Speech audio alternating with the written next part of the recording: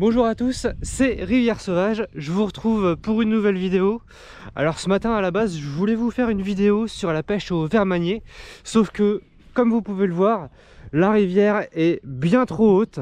Donc voilà, faut savoir que j'ai pris mon permis de pêche cette année fin mars. Donc là voilà, on est fin mars 2025 parce que tout simplement les rivières étaient beaucoup trop hautes. La pêche était impossible sur toutes les rivières quasiment dans mon département. La rivière est super haute, là on est vraiment au pic de crue. Bon bah verdict, grosse bredouille. Voilà, n'allez pas pêcher pendant les pics de crue, c'est pas une bonne idée. On a eu 2-3 jours où la pêche était possible sur quelques ruisseaux dans le département en février. Mais malheureusement, je travaillais, donc c'était impossible pour moi de me rendre à la pêche. Donc vu que je ne peux pas pêcher aujourd'hui, je vais vous faire une présentation de ce petit engin. Allez, c'est parti!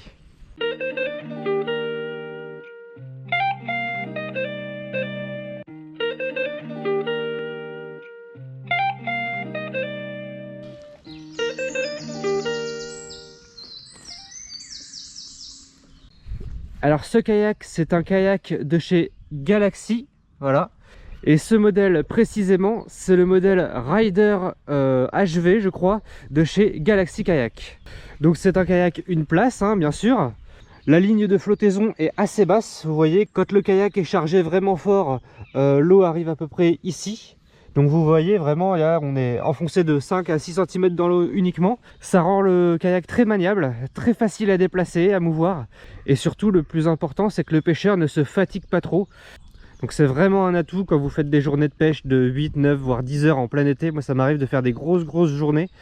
Et donc dans ces cas-là, forcément, plus votre kayak il a un tirant d'eau élevé, plus vous allez avoir mal au bras à la fin de la journée. Donc voilà, c'est important d'avoir un kayak qui n'a pas trop de tirant d'eau, quoi.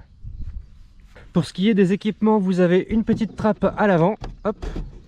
Donc là vous pouvez ranger des choses directement dans la soute du kayak.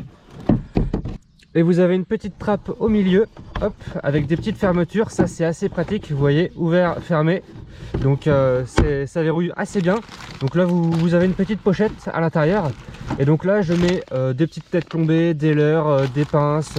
Vous voyez, 1 mètre aussi. C'est assez pratique. Là vous avez des range-bouteilles, vous avez un support de canne, moi je le monte jamais, mais si vous pêchez opposé par exemple, c'est assez pratique, il est assez robuste en plus. Donc vous avez 4 vis, hop, qui sont fournis avec, hein, le support de canne est fourni avec le kayak. Donc hop, vous le fixez, vous mettez votre canne et vous mettez une ancre et vous pêchez opposé comme ça. Donc c'est assez pratique aussi. Là vous avez une petite ligne de vie, alors vous pouvez la mettre tout le long du kayak. Moi j'ai fait le choix de la mettre uniquement à l'arrière, comme ça quand j'ai mon sac de pêche, je le mets en dessous. Voilà, si j'ai du matériel, des bottes, je sais pas, n'importe quoi, vous le mettez en dessous et comme ça, ça ne risque pas de tomber à l'eau.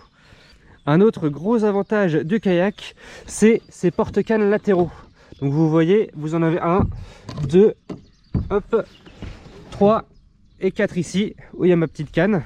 Donc c'est assez pratique, ils sont assez bien orientés, vous voyez en fait, quand vous pagayez ici, quand vous êtes assis, vos cannes elles ne vous gênent pas du tout, donc c'est vraiment assez pratique pour ça. Au niveau des pagaies d'ailleurs, celles qui sont fournies par Galaxy sont assez robustes, vous voyez, ça fait bientôt, ouais, ça va faire la 3e saison, voire plus que je les ai. Donc je frotte sur des cailloux, du sable, etc. Bon, il y a des traces d'impact, forcément, mais franchement, elles sont vraiment robustes. Au niveau du poids d'ailleurs, je vous en ai pas parlé du kayak, mais je crois qu'il fait 22 kg à vide. Donc une fois que vous avez votre matériel, vos, admettons 2 cannes et un sac de pêche dessus, vous devez être à 25-26 kg plus votre poids voilà, dessus. Donc ça en fait l'un des kayaks les plus légers sur le marché actuellement, voilà. La plupart des kayaks à vide font au moins 23 voire 24 kg. Bon lui je crois qu'il fait 22, donc vous voyez on est un peu en dessous de la moyenne, donc c'est assez cool.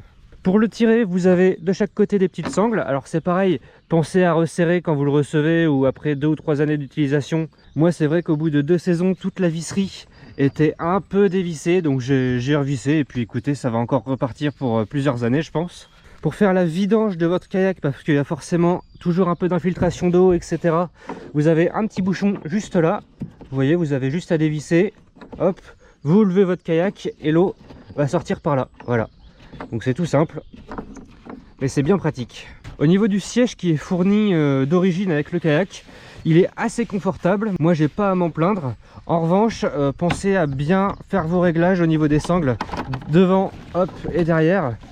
Pensez à bien régler, adapter ça à votre morphologie, parce que sinon vous allez ressentir une gêne dans tous les cas, mais ça c'est peu importe le siège. Bah, à la fin de la journée, vous allez avoir mal au dos ou des petites crampes, etc. Donc voilà, pensez à bien régler. Pour ce qui est des bouchons, alors pour ceux qui ont l'œil, vous aurez remarqué que c'est pas ceux qui sont fournis d'origine.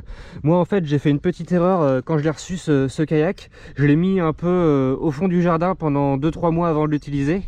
C'est des bouchons en caoutchouc qui vous sont livrés quand vous recevez le kayak neuf. Et en fait bah, moi je me le suis fait manger par des souris et des rats, je sais pas ce que c'était. Donc j'en ai racheté et ceux-là ils sont en mousse. Et franchement je les ai commandés la saison dernière et ils sont vraiment super.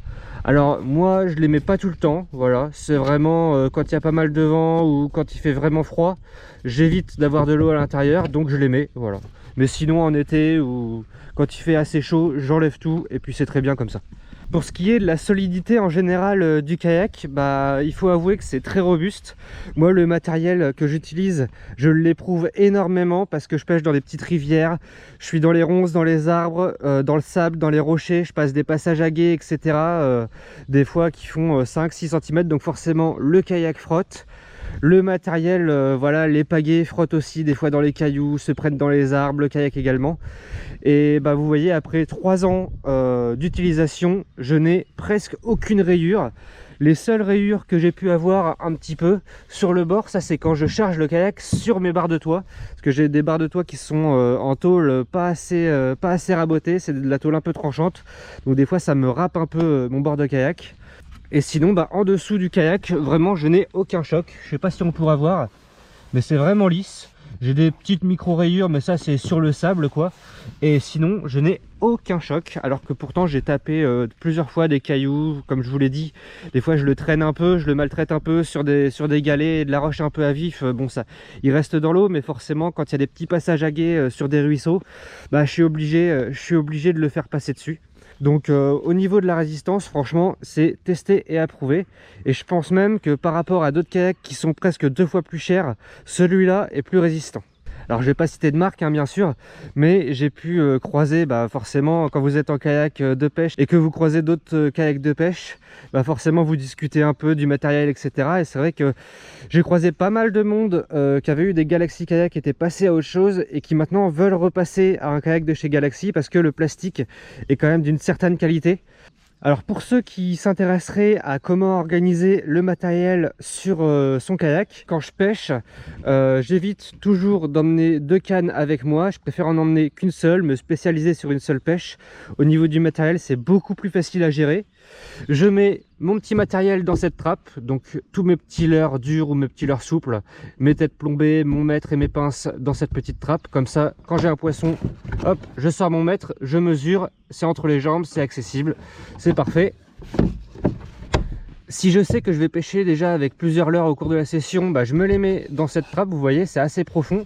Et pour le reste, bah, à l'arrière du siège, vous avez hop, une poche, donc là vous pouvez mettre votre sandwich, votre bouteille, etc. Il n'y a pas de problème. Et ici vous pouvez mettre bah, vos boîtes, votre sac de pêche, voilà, un peu tout votre gros matériel, il peut aller à l'arrière. Donc bien sûr un kayak au niveau du confort de pêche c'est assez exceptionnel. J'ai fait presque une saison en flotte tube et franchement après l'avoir vendu je me suis acheté ce kayak. Et c'est vraiment l'un des meilleurs choix que j'ai pu faire je pense. Parce que ça m'est arrivé, ça m'arrive encore toutes les saisons 2 ou 3 fois. Je passe sur des bancs de perche, je passe sur des brochets qui sont en train de chasser ou des silures ou des aspes et les poissons ne me voient pas. Je sais pas pourquoi mais pourtant mon kayak est noir et qu'en plein été l'eau ici est assez claire et même très claire. Donc je sais pas pourquoi mais vraiment on est presque invisible. Alors tant bien sûr qu'on ne fait pas trop de bruit, pas trop de choc, pas tomber d'objets dans le kayak et voilà qu'on est assez discret en pêchant. Et c'est là que j'en arrive vraiment à vous conseiller de pêcher en kayak parce que là vous allez vraiment ressentir la pêche d'une manière différente. Vous allez vraiment vous fondre dans votre milieu. Vous allez pouvoir observer d'autres espèces et même le comportement des poissons que vous recherchez. C'est vraiment intéressant des fois à analyser un peu tout ça. Ensuite, au niveau de la condition physique, je pense qu'il faut avoir quand même un minimum de conditions physiques pour faire des belles journées en kayak. Il y a un peu d'entraînement à prendre sur la pagaie. Après, il y a des centaines, voire des milliers de tutos qui existent sur YouTube. À savoir qu'il faut faire attention, dans beaucoup de départements, les gilets de sauvetage sont obligatoires, même pour les pêcheurs en kayak, en bateau, etc. Donc pensez à vous équiper aussi d'un gilet de sauvetage. Souvent, moi, ce que je préfère faire, c'est arriver au bord de la rivière le matin, remonter tout mon parcours, aller sur 3 voire 4 km, et ensuite tout redescendre jusqu'à midi. Et si la pêche a été bonne, bah, soit refaire le parcours, soit bouger le kayak et faire un autre parcours sur la deuxième moitié de la journée. Bon, eh bien merci d'avoir regardé cette vidéo, j'espère qu'elle vous aura plu.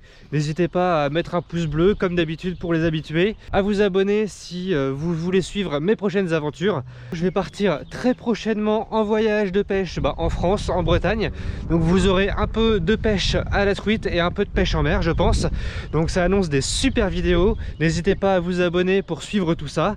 Et puis moi je vous dis à bientôt, c'était Rivière Sauvage, ciao.